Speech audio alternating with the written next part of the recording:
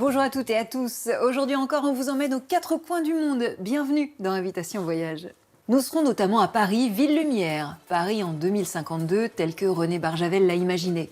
Privé d'électricité, ce sera l'inspiration. Ce monde de demain, mécanique, électronique, est-ce qu'il ne vous fait pas peur au fond? Il me séduit et il me fait peur, bien sûr, surtout à cause de sa fragilité. Contrairement à ce qu'on pense, il n'est pas solide du tout. Une vue à couper le souffle, voilà ce qui nous attend ensuite à Madère. Je vous inviterai à flanc de colline, le long des Levadas. Plus de 2000 km de canaux d'irrigation construits, on peut le dire, par des héros. Ici, les hommes devaient souvent se suspendre à des cordes accrochées à des escarpements au-dessus d'un abîme. Donc le danger était permanent. Bienvenue chez moi. Et à présent, sans plus attendre, on va passer en cuisine. Au menu, une variante argentine de la focaccia génoise, on appelle ça ici la fugazetta. 10 minutes de cuisson. Pendant que ça cuit, je vais danser un petit tango. Enfin, à Dublin, au cœur de la cathédrale Saint-Patrick, un prénom devenu hyper populaire a été créé de manière inattendue. C'est même peut-être le vôtre. Mais d'abord, la devinette.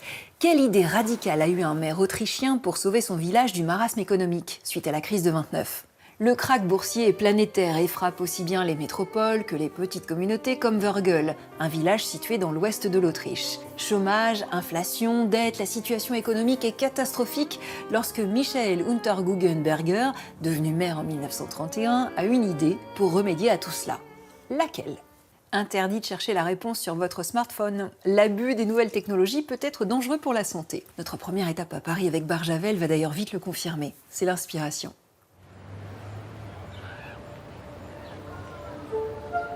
Comme un hiver interminable, l'occupation allemande plombe la ville lumière.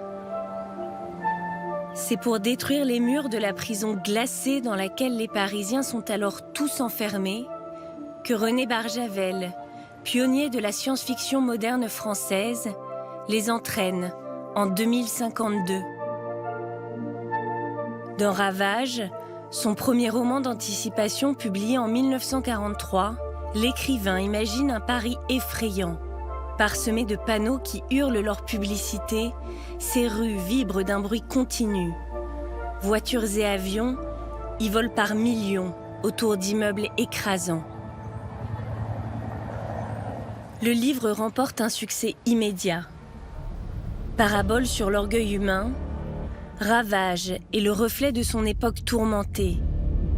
Mais René Barjavel décrit aussi dans son roman un futur troublant, régi par des technologies avilissantes qui sonnent aujourd'hui comme une prophétie.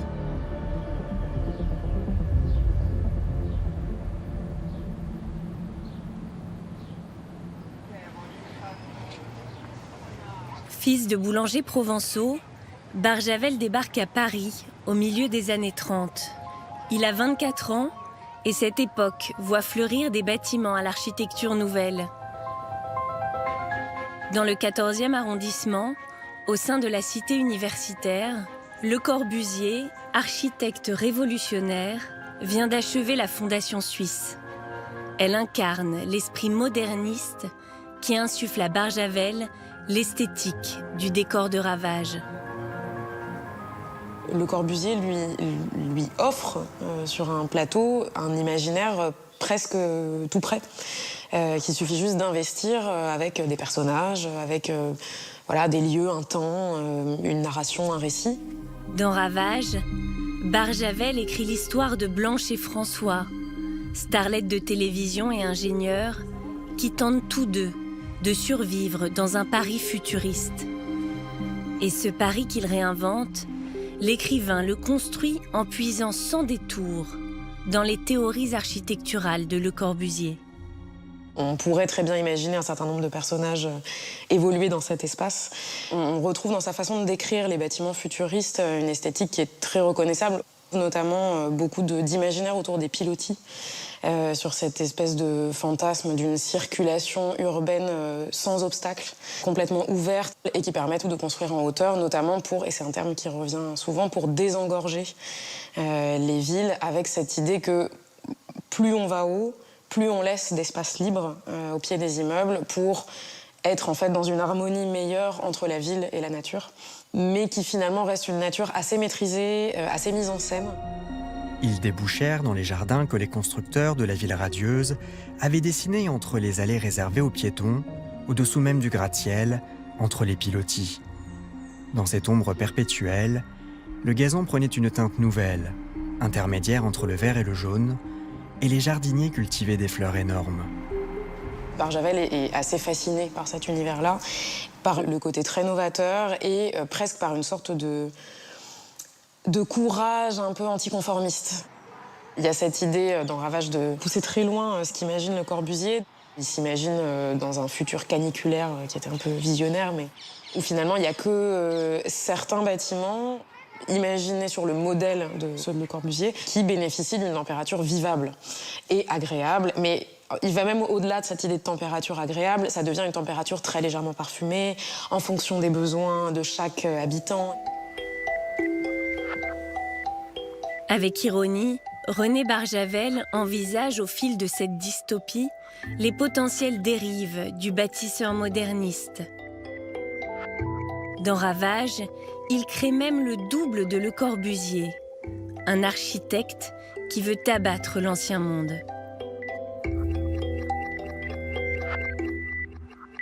Les studios de Radio 300 étaient installés au 96e étage de la ville radieuse, une des 4 villes hautes construites par Le Cornemusier pour décongestionner Paris. La ville radieuse se dressait sur l'emplacement de l'ancien quartier du Haut-Vaugirard. La vision de la modernité et du progrès chez Barjavel, elle est toujours double. La fascination esthétique d'un côté et une sorte de conscience d'un danger. Un danger qui menace les héros de Ravage et rôde dans ce Paris, construit tout en verticalité, où les modes de vie sont réinventés par un progrès effréné.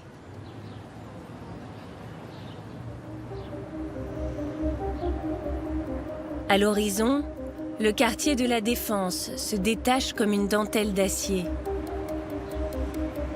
En 1976, au milieu des tours encore en chantier, René Barjavel semble propulsé dans l'univers de Ravage qu'il a imaginé 35 ans plus tôt. Ici, ces personnages pourraient prendre vie. Ce monde de demain, mécanique, électronique, est-ce qu'il ne vous fait pas peur au fond? Il me séduit et il me fait peur, bien sûr, surtout à cause de sa fragilité. Contrairement à ce qu'on pense, il n'est pas solide du tout. La Défense est l'illustration matérielle d'une croyance que Barjavel, comme un grand nombre d'écrivains à partir de l'entre-deux-guerres, anéantit au fil de son intrigue, celle de la toute-puissance de la technologie. Tout appartement confortable comprenait, outre la salle de bain, une pièce qu'on appelait le conservatoire. Elle était constituée par de doubles parois de verre, entre lesquelles le vide avait été fait. Les familles y conservaient leurs morts, revêtus de leurs habits préférés. Les premiers conservatoires avaient été construits vers l'an 2000. La plupart d'entre eux contenaient déjà 2 générations. Grand admirateur de l'anglais H.G. Wells et de ses récits d'anticipation, le romancier façonne un monde ultra sophistiqué. Tout y est optimisé, automatisé. Les machines ont remplacé ou perverti les êtres. Dans Ravage, comme dans les James Bond, il y a un méchant. C'est Jérôme Seta. Jérôme Seta est le directeur, le propriétaire d'une radio et qu'il entend bien prendre la main sur les communications, sur la culture, ce qu'il en sera en 2052, en s'appuyant sur tout ce que la technique permet et va permettre. Et il est guidé par son ambition, par son délire, par sa mégalomanie, par son hubris. Nous vivons dans un monde qui dépend entièrement, totalement de la circulation de l'énergie. Imaginez ce qui se passe si tout à coup, l'énergie s'arrête. La méthode de Barjavel pour écrire ses romans, ce n'est pas l'imagination. Lui-même disait dans plusieurs interviews « Je n'ai aucune imagination ». je n'emploie que la logique. Je pars de la question, que se passerait-il si... Et puis, je tire le fil, un peu comme un pull qu'on détricote, et je vois tout ce qui peut arriver, en restant dans le domaine de la logique, pas forcément du vraisemblable. Et là, il est parti d'une condition tout à fait dans son actualité. À partir de 1940, dans Paris occupé, il y avait le couvre-feu qui était imposé par l'occupant, qui faisait que le soir, tous les éclairages urbains étaient éteints. Et se retrouver dans une ville, Paris, la ville lumière, qui était plongée dans l'obscurité, ça l'a certainement inspiré, mais que se passerait-il si c'était comme ça tout le temps? Vous ne savez pas ce qui est arrivé? Tous les moteurs d'avion se sont arrêtés hier à la même heure, juste au moment où le courant flanchait partout. Tous ceux qui s'étaient mis en descente pour atterrir sur la terrasse sont tombés comme une grêle. C'est la panne, inexpliquée et irréversible. L'obscurité d'un seul coup nimble la ville lumière et les personnages de Ravage, jusque-là dupés par une harmonie factice, se retrouvent pris au piège de la ville. Alors Jérôme Setta, il voit le monde s'effondrer lorsque l'électricité disparaît et sa vision, ses habitudes, s'appuyant sur la technique, ne correspondant plus à rien, c'est lui-même qui s'effondre et il n'est même pas capable de survivre. Il essaye de s'échapper, il n'y arrive pas, il retrouve sa condition humaine, physique, alors que jusqu'alors il utilisait tous les outils que la technique lui offrait, les ascenseurs, les avions, etc. Là, il est obligé de tout faire lui-même et il tombe en décrépitude accélérée. Dans Paris, l'atmosphère devient vite apocalyptique et à la Tour Eiffel, pour conjurer ce chaos, une messe est dite.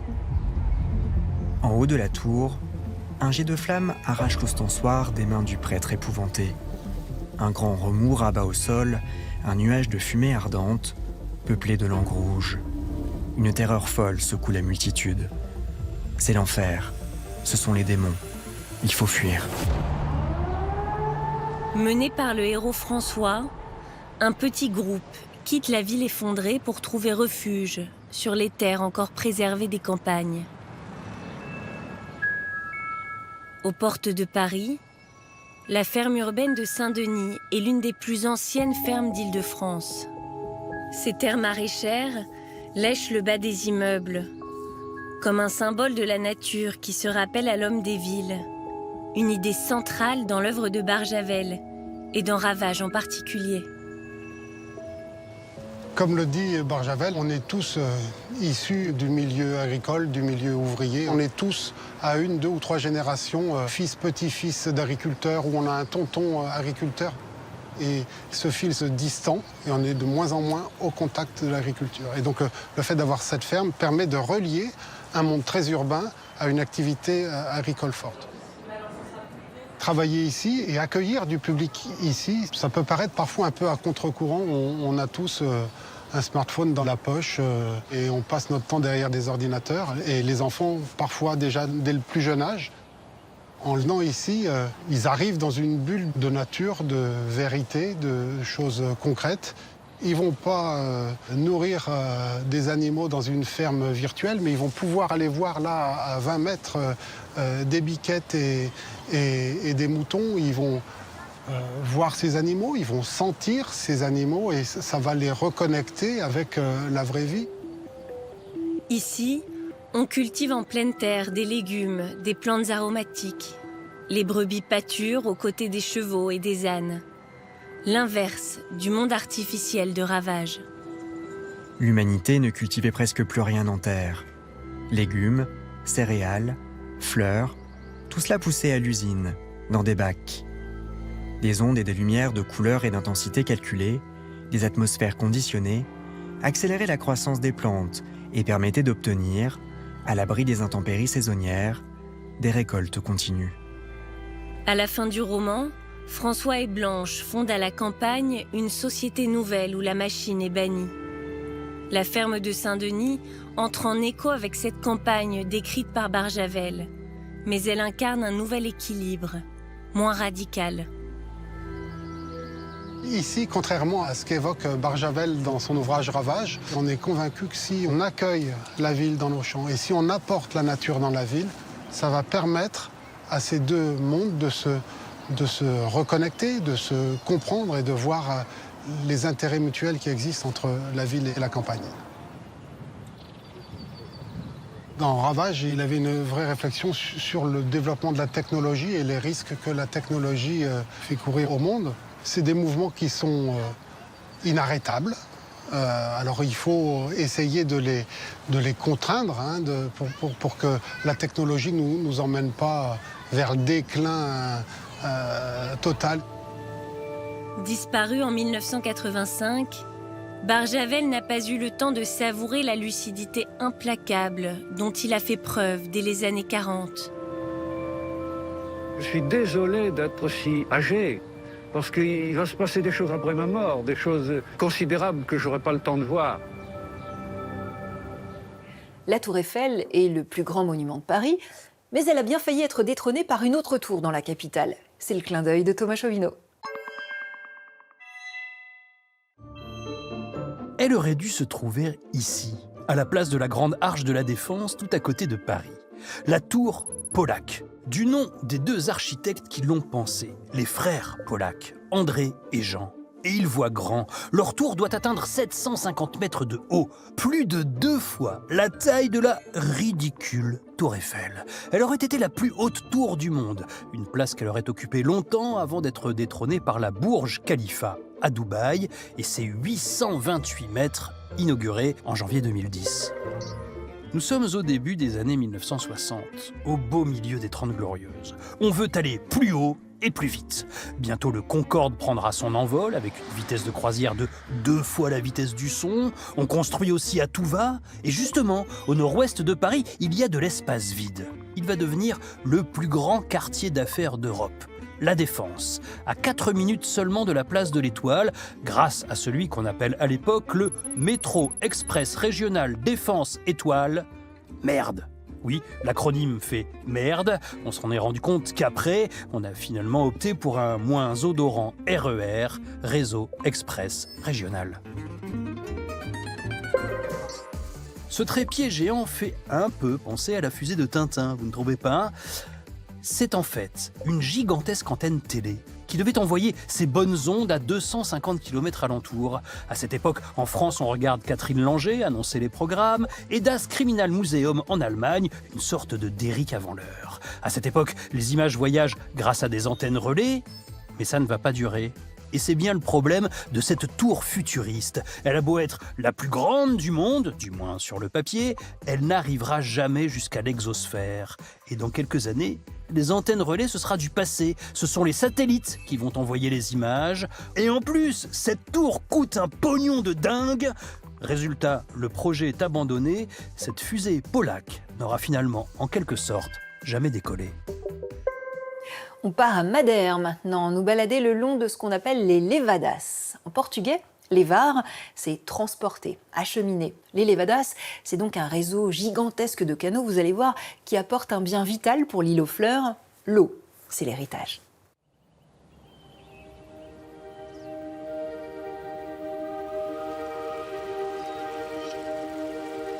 Dans une chorégraphie limpide, l'eau caresse la roche basaltique pour venir abreuver les hommes et leurs terres. Sur l'île de Madère, région autonome du Portugal, ce bien précieux est transporté par des canaux portant le nom de levadas, un ingénieux système d'irrigation vieux de 6 siècles et unique par son ampleur. Des artères qui n'ont cessé de s'étendre et qui parcourent aujourd'hui plus de 3000 km à travers cette île agricole de l'Atlantique. À cet ouvrage titanesque, les Madériens doivent leur survie. Jusqu'au milieu du XXe siècle, ils se sont battus pour conserver l'accès vital à l'eau, quitte à y laisser leur vie.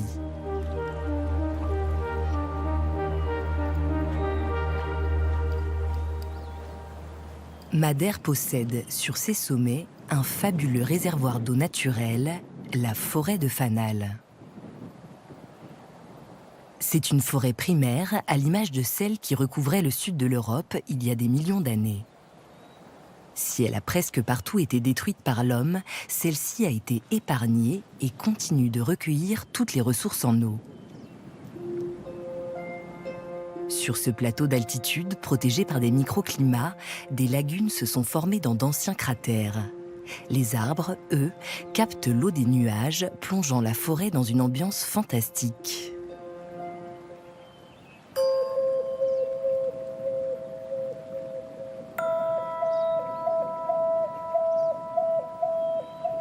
C'est un endroit où l'on capte des énergies positives, un lieu très relaxant. Si on prend le temps de s'asseoir et d'écouter la nature, cela calme l'esprit et procure une sorte d'élévation du corps et de l'âme.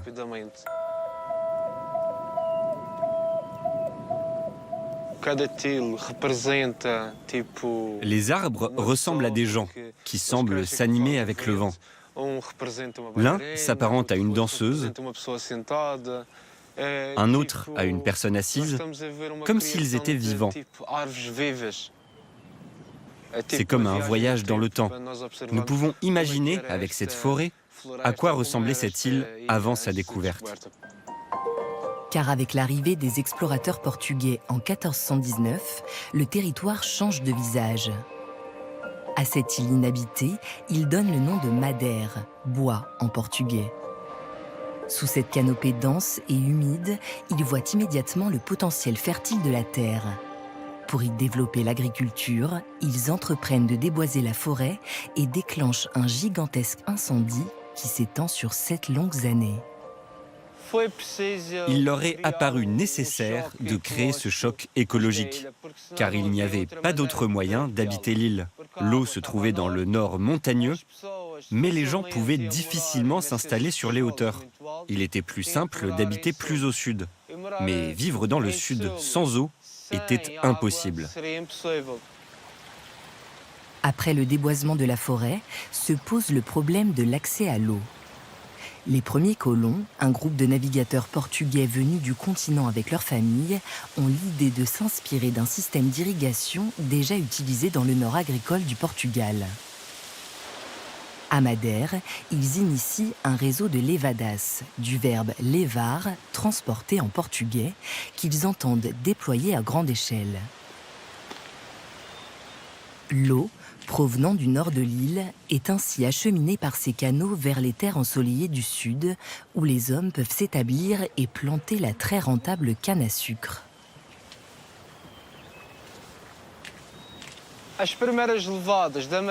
Les premières levadas de Madère n'étaient pas aussi longues que celle-ci, qui doit faire 6 ou 7 kilomètres. Elles faisaient 200 ou 300 mètres. Pour autant, quand on parcourt ces levadas aujourd'hui, il est difficile de réaliser les souffrances engendrées par leur construction. Car ce colossal réseau de canaux, les Madériens le doivent au travail acharné des esclaves de la couronne portugaise.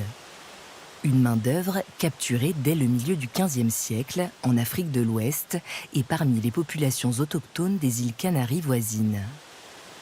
Les levadas sont indissociables de leurs bâtisseurs qui ont défié les montagnes au péril de leur vie.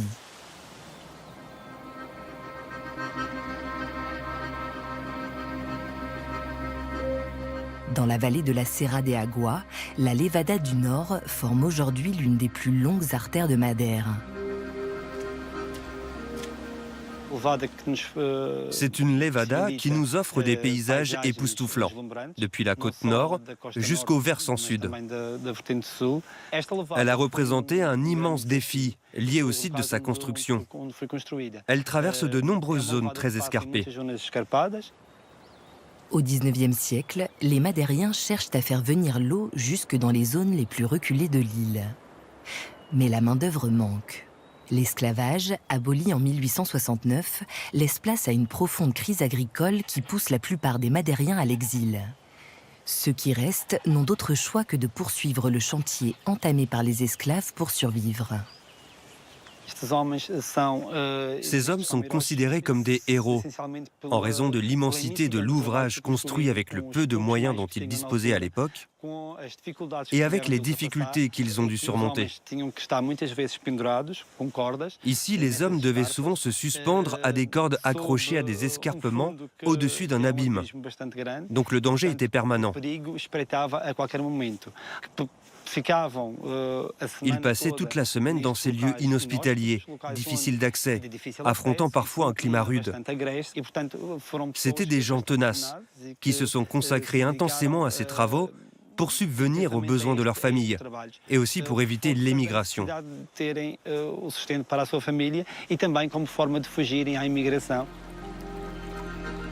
À l'ère industrielle, l'art de l'irrigation prend une autre dimension. Les levadas traversent les montagnes, empruntent des tunnels et des ponts et font évoluer le visage de l'île. La construction des levadas provoque forcément une certaine altération de l'environnement, un choc dans le paysage, et notamment quand on introduit le béton. Mais au fil des ans, elles ont fini par s'intégrer dans le paysage, comme si elles faisaient partie de la nature. Elles constituent des veines dans la nature, qui transportent l'eau pour nous, les Madériens, pour que nous puissions en tirer parti de diverses façons. L'eau doit irriguer en permanence tous les recoins de l'île. Des refuges apparaissent le long des canaux pour abriter ceux qui les entretiennent. Car à la maîtrise de leur construction succède le défi de leur gestion. Le rôle des levadeiros devient dès lors primordial. Ces maîtres de l'eau, qui apparaissent souvent dans la courbe d'une levada, exercent l'un des plus anciens métiers de l'île. Ils nettoient les canaux et s'assurent de la distribution équitable de ce bien si précieux. Tout au long de la journée, on vérifie le débit d'eau et on s'assure qu'il n'y ait pas de coupure. Parfois, certains volent l'eau en la détournant. Il faut donc toujours être attentif. S'il y a des branches ou des déviations, on s'assure que l'eau arrive malgré tout chez les agriculteurs à l'heure dite. J'ai un planning que je suis, où il est indiqué pour chacun son horaire, ses jours et sa durée d'irrigation. Qu'ils soient employés d'abord par les grands propriétaires terriens ou par l'État à partir du XXe siècle, les levadeiros jouent un rôle essentiel dans les conflits entre voisins de l'île Jardin. Bonjour, ça va? Tout va bien avec l'eau? Oui, ça va. Ok, super. Encore une demi-heure et ce sera bon pour moi. Mais dans l'histoire de Madère, les levadeiros ont parfois été dépassés par des conflits aux enjeux politiques. Dans le village de Ponta do Sol, dans le sud de l'île, les habitants sont soudés plus que jamais depuis que la dictature portugaise, instaurée en 1933, a voulu les priver de leur outil de survie. L'eau nous servait à faire fonctionner un moulin. Et puis les gens l'utilisaient aussi pour leur vie quotidienne, pour préparer leur nourriture, mais aussi pour leur hygiène. Pour les gens, c'était presque comme leur sang. C'était le sang de la terre. Sans eau, le village ne produisait rien. Depuis le continent, le dictateur Antonio Salazar déploie sur ses colonies un régime très répressif. En 1936, il impose aux familles de racheter les terrains qu'elles cultivent pour pouvoir conserver leur accès à l'eau. Les sommes sont énormes, mais les agriculteurs s'exécutent. Pour payer leurs terres et l'accès à l'eau, les familles ont dû faire d'immenses sacrifices. On raconte que les gens vendaient les colliers d'or de leurs filles, les broderies que leurs enfants avaient reçues à la naissance. Tout ce qui avait de la valeur à la maison était vendu pour obtenir l'argent nécessaire. Et puis les gens ont compris que malgré tous ces sacrifices, ils allaient perdre le droit à l'eau et devoir payer en plus pour en avoir. C'est à ce moment-là qu'ils se sont révoltés. Dépouillés de leurs biens et menacés d'être privés d'eau, les habitants décident à partir de mai 1962 de se relayer nuit et jour à la source de leur levada pour s'assurer que l'eau continue d'alimenter le village. Pendant 3 mois, la police tente de les déloger par des intimidations. En vain, jusqu'à ce que le 21 août, au petit matin, un bataillon de 200 policiers charge et tire sur la foule. J'avais 6 ans et la police est venue à plusieurs reprises. Ils utilisaient toutes les forces imaginables, des grenades au coup de feu. Et ils frappaient certains avec la crosse de leur pistolet. Les personnes qui tentaient de s'échapper étaient arrêtées. On dit qu'il n'y a pas que de l'eau qui coule dans notre levada, mais il y a aussi du sang. Saozinha, une adolescente de 17 ans, est tuée d'une balle dans la tête et devient l'héroïne martyre du village. Elle était la sœur aînée de Margarida. Ça a été très violent. Et pourtant, ça n'a pas été médiatisé, parce que nous étions sous une dictature. Il n'y a eu aucune information à ce sujet. Mais cela a débouché malgré tout sur une victoire pour les gens. Ils ont réussi à poursuivre la lutte et avoir finalement leur droit pour l'accès à l'eau reconnu. J'étais une petite fille, mais je m'en souviens très bien. Ça a été une grande douleur, mais en même temps, cela nous avait donné la force de continuer à défendre nos droits. Cette période sombre se poursuit pendant plus d'une décennie, jusqu'à ce qu'en 1974, la révolution des œillets provoque la chute de la dictature. 2 ans plus tard, Madère devient une région autonome du Portugal et s'impose comme une île pionnière dans la gestion de l'eau. Au-delà de leur rôle d'irrigation, depuis la fin du XXe siècle, les levadas alimentent des centrales à énergie hydraulique. Mais elles ont aussi ouvert la voie à des chemins de randonnée parmi les plus prisés d'Europe, comme celui qui longe la Levada da Serra do Faial. Pour les Madériens, il s'agit désormais de préserver ce qui constitue l'un des socles de leur identité.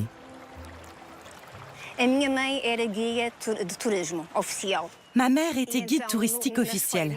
Pendant les vacances d'été, je l'accompagnais avec les groupes le long des levadas. Et j'étais complètement fascinée.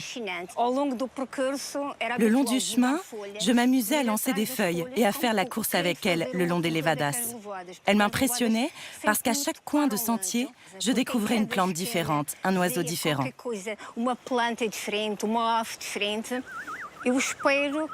J'espère que nos levadas seront de plus en plus connus et dûment valorisés. Je souhaite que ceux qui s'y promènent puissent imaginer tout le travail que nos ancêtres ont accompli dans le passé pour ouvrir ces canaux et y faire circuler l'eau, encore aujourd'hui. Et qu'ils puissent réaliser à quel point les levadas restent fondamentales à la survie des Madériens.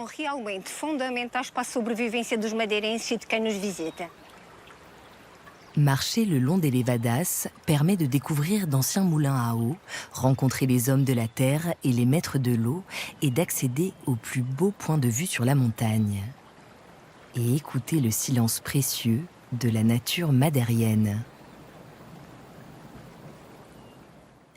Dommage que la suite de notre voyage ne soit pas en odorama. En Argentine, nous allons passer en cuisine avec Diego.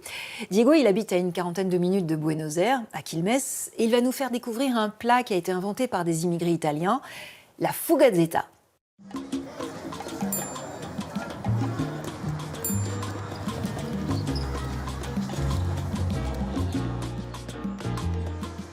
Moi, c'est Diego. Bienvenue à Quilmes, au sud de Buenos Aires. Je vais vous préparer une fugazzetta rellena, un plat qui est né ici, en Argentine. Nous voici à la feria, un marché typique dont le lieu change à chaque fois et où les locaux viennent faire leurs achats. Bonjour, je vais vous prendre de la mozzarella et du jambon. Merci beaucoup, passez une bonne journée.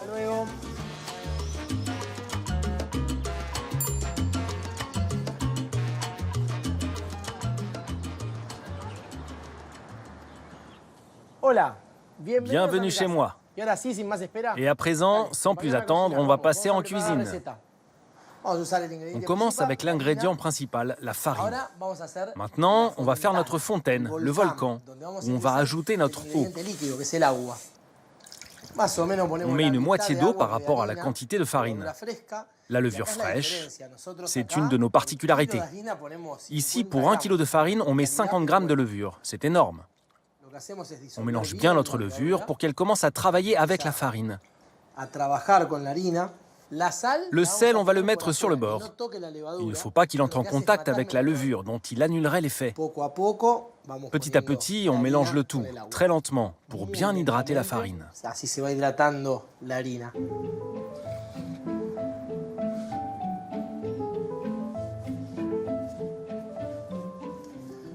Notre pâte est terminée. On la laisse reposer au moins 1 heure. Et maintenant, on va commencer avec un des ingrédients principaux de notre recette, l'oignon. Notre objectif, c'est d'obtenir la forme d'une plume d'oiseau. La pizza a été importée par les Italiens.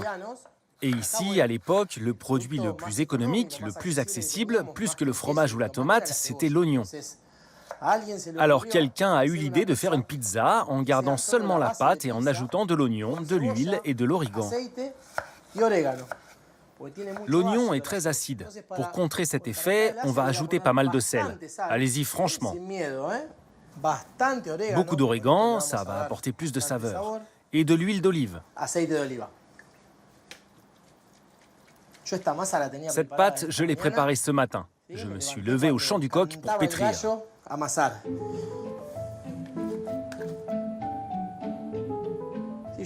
Un peu d'huile de tournesol. Et à présent, on va tranquillement l'étirer jusqu'au bord de notre plat, bien qu'elle se rétracte. On va ajouter un des derniers ingrédients de notre recette, le jambon. Et l'ingrédient suivant, la mozzarella. Je travaillais comme policier dans un quartier populaire de Buenos Aires. C'est là que j'ai rencontré mon épouse, la mère de mon fils. Elle travaillait dans une boutique. On bavardait, mais elle n'aimait pas beaucoup la police. Elle dansait déjà le tango à l'époque et un jour, elle m'a confié qu'elle donnait des cours à des amis. C'était son hobby. Donc quand je terminais mon service, j'allais suivre ses cours. Et à partir de là a commencé une histoire d'amour. Suite à ça, après avoir mis un terme à ma carrière de policier, j'ai continué de danser le tango. Et aujourd'hui, mes deux passions, à l'exception de mon fils et de ma famille bien sûr, ce sont la cuisine et le tango. À présent, il ne reste plus qu'à fermer notre pizza.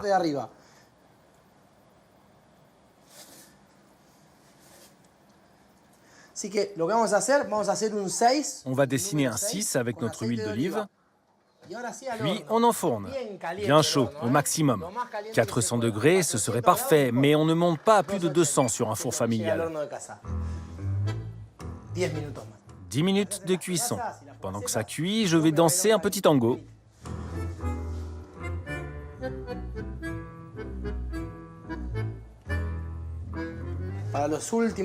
Pour les dernières minutes de cuisson, on va ajouter nos oignons. Et on remet au four une dernière fois pour 10 minutes de plus. À table, la fugazzetta est prête. C'est parti.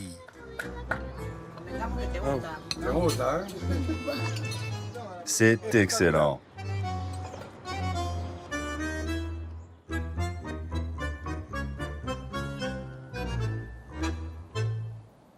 Je vais m'adresser maintenant à toutes les Vanessa, ou à celles et ceux qui ont une Vanessa dans leur répertoire. Est-ce que vous connaissez l'origine de ce prénom? L'histoire est inattendue et elle démarre à Dublin. La cathédrale de Dublin résonne encore des milliers de prénoms prononcés lors des baptêmes. La plupart sont répertoriés, mais il en est un qui a été inventé de toutes pièces, avant de devenir l'un des prénoms les plus populaires du monde occidental.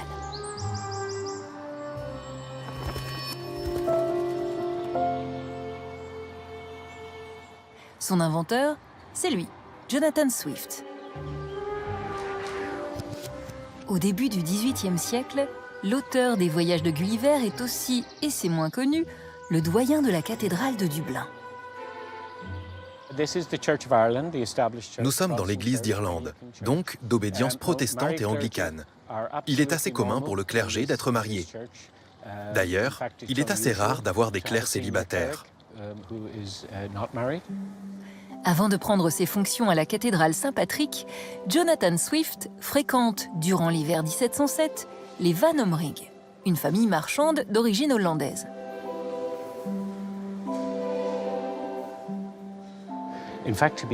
À vrai dire, il vient si fréquemment qu'une rumeur circule comme quoi l'écrivain aurait son propre vestiaire. À l'époque, ce n'était pas un homme riche. Il faisait attention à son porte-monnaie. Ainsi, il passait du temps chez les vannes, comme il les nommait dans ses correspondances, à la fois pour se laver, dîner et jouer aux cartes. À la table de jeu, les yeux de l'écrivain croisent ceux de la fille Van Omrig, Esther. Une intense correspondance commence entre eux. Elle avait 22 ans de moins que lui. Donc, la première fois qu'ils se rencontrent, elle avait à peine la vingtaine. On dit que c'était une fille très jolie, qui savait mener conversation, ce qui plaisait beaucoup à Jonathan Swift. Sa première intention est d'abord de devenir son tuteur, en lui donnant des conseils sur ce qu'elle pourrait lire, ce qu'elle pourrait dire, sur les idées de l'époque. Dès le départ naît une attirance, car assez rapidement, leur relation dépasse la simple conversation. Une relation ambiguë de Pygmalion à élève se noue entre l'écrivain et Esther. Les deux amants décident de garder leur relation secrète. Pour signer ses lettres, Jonathan Swift a l'habitude d'utiliser des pseudonymes. Il va en inventer un pour sa jeune maîtresse. Au sein de sa famille, elle est connue sous le nom de Miss Essie, ce qui est assez commun pour les filles qui s'appellent Esther. Et Swift adore les surnoms. Donc, Essie Van Omrig retournée devient Van Essie, puis finalement Vanessa. Ce prénom, Jonathan Swift le glisse en 1713 dans l'un de ses poèmes les plus connus, Cadenus and Vanessa. Vanessa pour Esther Van Omrig. Et Cadenus vient de l'anagramme de Decanus, doyen en latin. Et le doyen, c'est bien entendu Jonathan Swift à la cathédrale Saint-Patrick. Mais la richesse que Vanessa y trouvera, aux yeux du monde, secrète demeurera. Qu'importe que la nymphe, pour plaire à celui qu'elle aime, à une verve toute amoureuse ne s'astreigne. Lui, pour enfin l'apprécier, à des fins moins séraphiques, saura se vouer. Ces vers transforment Esther Van Omrig en Vanessa pour l'éternité. Un pseudonyme pratique pour Jonathan Swift, qui fréquente par ailleurs une autre Esther. Il vit en même temps une relation de long terme avec une autre femme, dont le prénom est aussi, c'est toute l'ironie de l'histoire, Esther. Esther Johnson. Il échange en permanence avec elle, en lui écrivant une lettre par jour. Et les lettres montrent clairement qu'ils étaient très épris l'un de l'autre. Elle était folle de lui, alors qu'il se montre plutôt réservé. À Dublin, il veut avant tout protéger sa réputation. Esther Van Omrig meurt en 1723. Quant à Esther Johnson, elle repose comme l'écrivain sous l'église Saint-Patrick pour l'éternité. Le prénom Vanessa aurait dû disparaître, mais c'était sans compter l'amour d'un Danois pour les papillons. En 1807, au Danemark, Johan Christian Fabricius, un entomologiste, veut nommer un papillon qu'il a découvert. Le savant, amateur des poèmes de Jonathan Swift, rend hommage à l'écrivain. Le Vanessa Fabricius est né. Puis il faut attendre le XXe siècle, et un autre écrivain, amoureux lui aussi des lépidoptères. Dans Lolita, paru en 1955, Vladimir Nabokov nomme un de ses personnages principaux du genre de ce papillon. Le succès phénoménal du roman fait de Vanessa un prénom désormais mondialement récurrent des états civils contemporains. Je me demande combien de Vanessa sont au courant de l'origine de leur prénom. Enfin, c'est une autre histoire.